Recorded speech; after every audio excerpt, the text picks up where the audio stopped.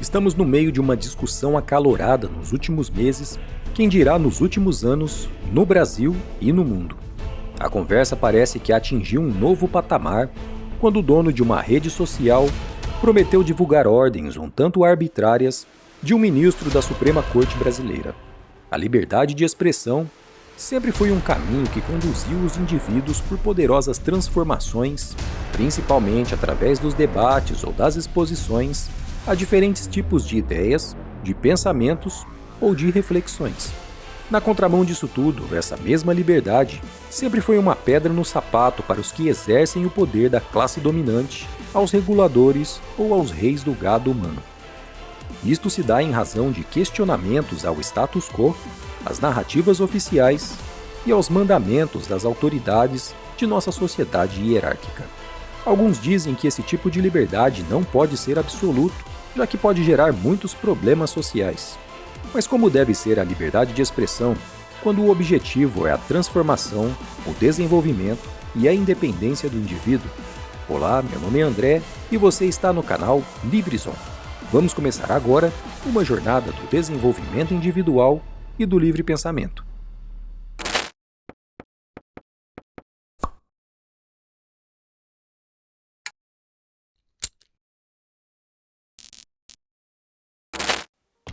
Um recado rápido: se esse conteúdo lhe proporcionar valor, lembre-se de dar o seu gostei para que o YouTube entenda a relevância deste vídeo, inclusive para outros espectadores. Se ainda não é inscrito neste canal, lembre-se de se inscrever, ativando o sininho para sinalizar a plataforma que você deseja mais conteúdos como este. Todos conhecemos a velha frase que diz que futebol, política e religião não se discutem.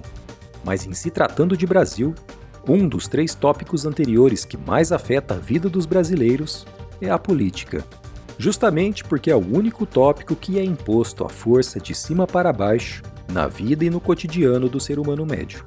Não importa se você é liberal, progressista, conservador, libertário, marxista ou social-democrata disfarçado. Você tem que submeter a sua vida, a sua liberdade e as suas propriedades aos desmandos de algum político ou autoridade burocrática. É aí onde mora o problema. Essa raiva causada por uma submissão improdutiva gera os mais pesados palavrões e discursos inflamados, justamente porque alguém com um suposto poder de representação do povo vai impor o que ele acredita ser o melhor para a sua vida e como o seu dinheiro deve ser gasto, mesmo que você não concorde com isso. Para piorar ainda mais a situação, temos um fenômeno no Brasil conhecido como ativismo judicial. Isso funciona como uma forma de liberdade de expressão às decisões do judiciário em assuntos que não foram resolvidos pelo Congresso. Com essa história, pela falta de posicionamento por parte do Legislativo, a Suprema Corte acaba se apoderando de assuntos em que não teria competência legal para atuar. Em vez de entenderem que a falta de posicionamento pelo Congresso sobre determinado assunto em determinado intervalo de tempo pode caracterizar a falta de amadurecimento social para gerar a definição ao tema, entendem que são eles quem devem gerar essa posição por pura iluminação intelectual. Dado esse pano de fundo, vamos entender qual a real importância da liberdade de expressão do indivíduo e por que ela se torna uma séria ameaça aos que detêm o poder. A liberdade de expressão acaba funcionando como uma engrenagem fundamental para o funcionamento saudável de qualquer sociedade dita livre ou aberta. Ela permite que os indivíduos compartilhem suas ideias, opiniões e crenças livremente, sem o medo da censura ou da represália. Ao longo da história, esta liberdade se torna crucial por várias razões. Ela é determinante no desenvolvimento e no progresso humano. A troca de ideias e o debate são fundamentais para o desenvolvimento científico, cultural e social. A inovação e a criatividade para fins pacíficos somente prosperam em ambientes onde as pessoas possam expressar suas ideias livremente. Imagine por um momento se todas as ideias contrárias às autoridades do passado não tivessem sido expressas ou discutidas. Jamais superaríamos o que era considerado o consenso ou a verdade de uma determinada época, porque estaríamos resignados à limitação intelectual humana de um determinado tempo. Conforme a frase atribuída a Galileu Galilei, a verdade é filha do tempo e não da autoridade. Outro importante ponto da liberdade de expressão é a geração da autonomia individual. Isso reflete o respeito pela independência cognitiva do indivíduo, reconhecendo que cada pessoa tem a liberdade de formar suas próprias opiniões e de expressá-las. Você abre mão de calar o outro para que você também não possa ser calado. Isto facilita a busca pela verdade. Através do confronto de diferentes pontos de vista e argumentos, é mais provável que as falácias sejam expostas e que as verdades emergentes sejam reconhecidas. Todo discurso proibido é lançado para debaixo do tapete social, o que gera o fortalecimento da ideia entre seus adeptos, já que não ocorre a exposição da opinião proibida à sociedade aberta, para que possa ser debatida e confrontada por diferentes visões. É como dizem, as mentiras podem ser combatidas com a verdade, já a verdade só pode ser combatida pela censura. Ao permitir que críticas e opiniões contrárias a um governo ou a outras instituições poderosas sejam expressas livremente, a liberdade de expressão atua como um mecanismo de controle para prevenir o abuso de poder, a corrupção e a tirania. Um ambiente de livre expressão facilita a identificação e correção de erros em governança, negócios, ciência e outras áreas, permitindo que críticas construtivas e retratações sejam feitas. Por fim, para todo governo que se diz democrático, diplomático e limpinho, a pluralidade de ideias é uma importante ferramenta para as decisões políticas. Independente da qualificação e experiência de um grupo no poder, a solução para determinada demanda social, em vez de se limitar a esse grupo de iluminados, será mais diversificada com maior probabilidade de acertos, se partir de mais segmentos sociais, sendo abraçadas pela sociedade as soluções que apresentarem os melhores resultados e não aquelas impostas por leis ou decretos. Claro que a ideia aqui tratada não versa sobre a realidade brasileira, onde vários segmentos sociais com liberdade para se expressar são limitados a um determinado conselho soviético brasileiro, no qual existe a diversidade em sua estrutura, mas toda essa pluralidade é canalizada pela centralização de execução e pela generalização das soluções sobre os demais segmentos. Quando se fala em liberdade para expressar opinião sobre soluções diversas, as suas execuções, nesse caso, não se limitariam a um conselho, mas seriam desenvolvidas de forma limitada dentro das diversas comunidades e propriedades, de forma voluntária, sem imposição.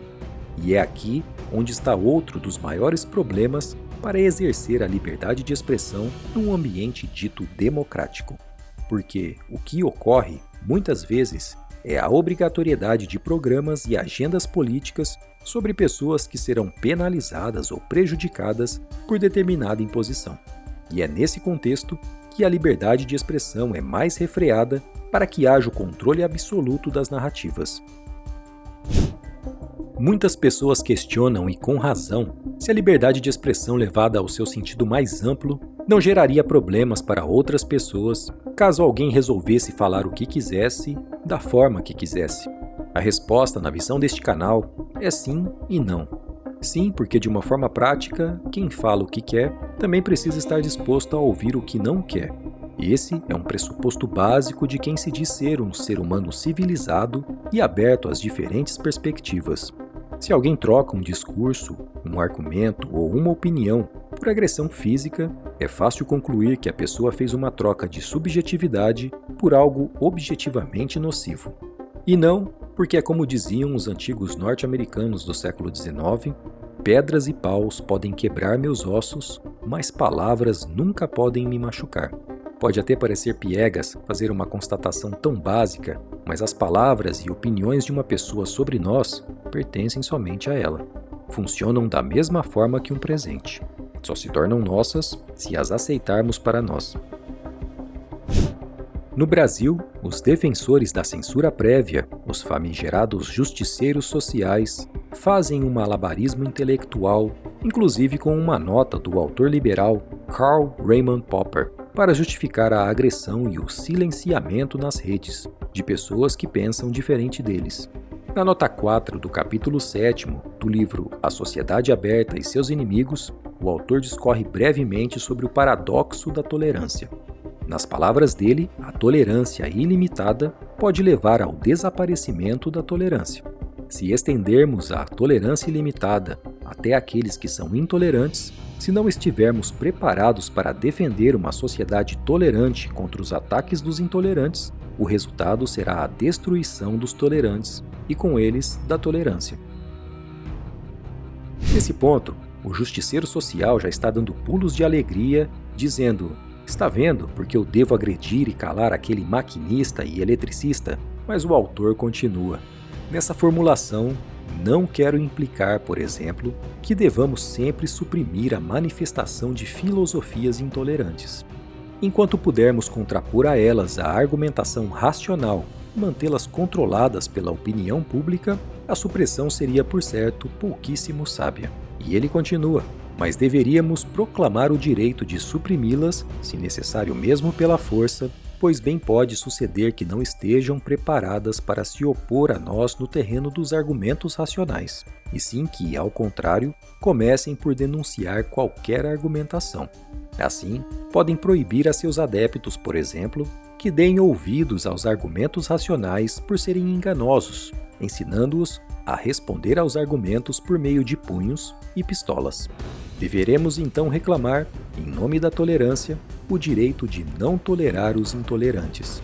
Deveremos exigir que todo movimento que pregue a intolerância fique à margem da lei e que se considere criminosa qualquer incitação à intolerância e à perseguição, do mesmo modo que no caso da incitação ao homicídio, ao sequestro de crianças ou à revivência do tráfico de escravos." Nos trechos do livro apresentados anteriormente, fica claro que, para o autor, a liberdade de expressão de uma sociedade dita livre e aberta deve englobar até mesmo os discursos intolerantes, desde que essas ideias se limitem ao campo argumentativo. Caso contrário, fica reservado o direito de neutralização dos intolerantes, até mesmo por meio da força, somente se houver a geração de movimentos intolerantes que tenham o ímpeto de usar punhos e pistolas. As ideias anteriores são contrárias àquelas pregadas pelos justiceiros sociais que estimulam a censura prévia, o silenciamento e a agressão contra indivíduos que não iniciaram ataques físicos. Usam a violência pela falta de argumentos. Justificam a própria violência por acharem que defendem os propósitos mais elevados ou por acreditarem saber o que é o melhor para a vida de terceiros que eles nem conhecem ou convivem. Suas soluções, como dito anteriormente, são sempre baseadas no campo da intenção, nunca dos resultados. São sempre estruturadas em ações que expandam o poder do Estado, mas nunca em soluções propostas por iniciativas voluntárias. Por isso, morrem de medo quando um governo com ideias opostas às suas assume o poder dessa estrutura poderosa que montaram, porque temem que esse monstro com força bruta, que seria usado para impor as suas vontades aos demais indivíduos, possa agora ser usado para impor algo com o qual eles não concordaram. No Brasil, esse grupo está propondo leis de silenciamento definitivo de contas, rapidez e atropelos sem o devido processo legal na retirada de conteúdos de opiniões da internet, subjetividades na definição do conceito de discursos de ódio e a falta de definição da competência para a suspensão da liberdade de expressão de outros indivíduos, além de dar amplos poderes a órgãos executivos do Estado sobre o que os brasileiros podem ver na internet.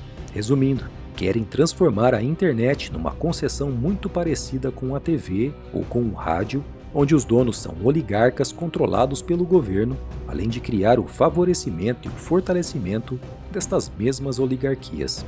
O mais interessante dessa realidade distópica brasileira é que quem mais clama por esse tipo de arbitrariedade são influenciadores que vivem de fofocas tóxicas e socialmente destrutivas, de assassinato de reputações, cancelamentos, divulgadores de apostas online, mesmo possuindo um público infanto-juvenil, enfim, pessoas que claramente possuem fortes conflitos de interesses quanto à sua influência no poder público e no processo de regulamentação de conteúdo na internet.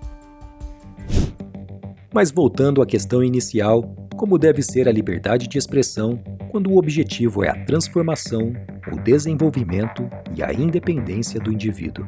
Se você busca por transformação, desenvolvimento e independência, a liberdade de expressão para a sua vida deve ser absoluta, sempre passando pela ponderação, pelo ceticismo e pelos crivos da lógica, da ética e do debate.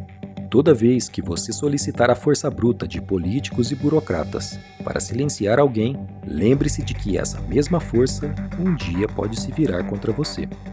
Muitos argumentam que esse tipo de liberdade deve ser suspenso, principalmente em momentos de crises e emergências. Mas é exatamente nesses momentos que mais necessitamos de diferentes perspectivas e ideias, justamente por nos depararmos com cisnes negros completamente desconhecidos. É como dizem, se você permite que o governo suspenda liberdades por causa de uma emergência, é claro que para a manutenção do seu próprio poder, o governo sempre vai criar emergências para suspender liberdades. E o problema com aqueles que querem lhe negar acesso à diversidade de informações para que você possa tomar as suas próprias decisões, sem se prender às expressões e narrativas únicas, é que, como bem dito pelo personagem do game Alpha Centauri, Comissário Pravenlaw, cuidado com aquele que lhe nega acesso a informações, pois em seu coração ele sonha em ser seu mestre. Lembre-se de que esse canal depende do seu apoio. Deixe o seu gostei, se inscreva ativando o sininho, caso ainda não seja inscrito. Muito obrigado por ficar comigo até o final. O seu processo de desenvolvimento e de liberdade do pensamento está apenas começando.